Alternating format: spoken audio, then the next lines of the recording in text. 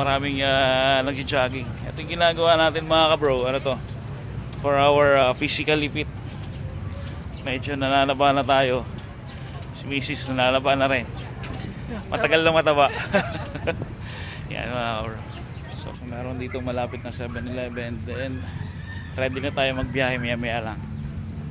So hindi pa naman ganong pangit yung sitwasyon dito ng ng panahon.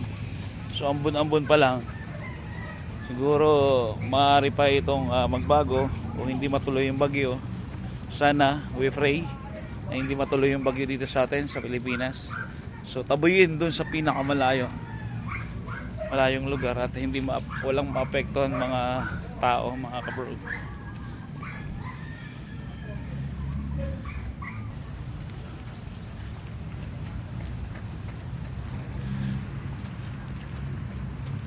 Siguro mga 30 minutes lang tayo maglalakad kasi first day natin yan.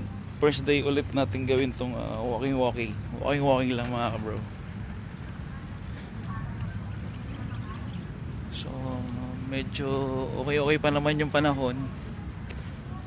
Wala pa naman yung hinihintay natin bagyong si Uwan.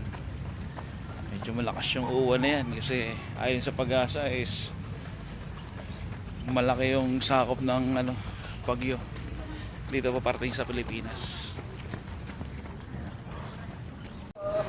Pangalawang ikot natin mga kabro. So ito yung 7-Eleven. So pangalawang ikot ngayon.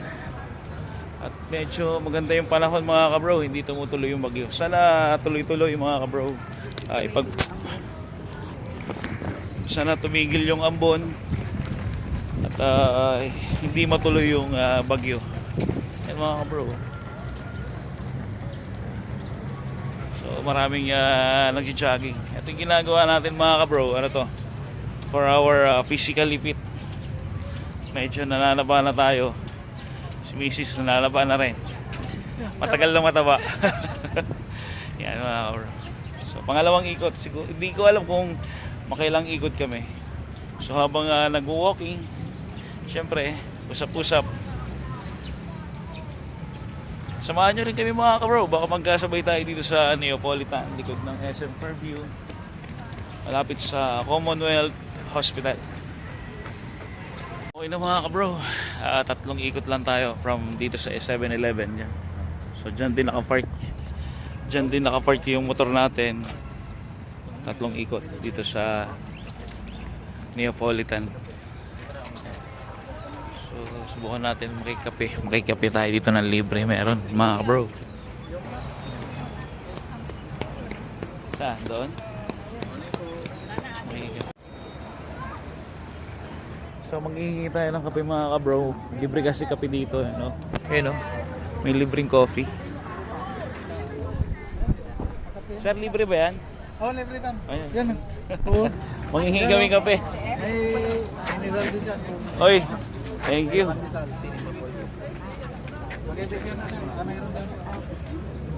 Pati pandesal libre? Oh, libre yan. Okay ha.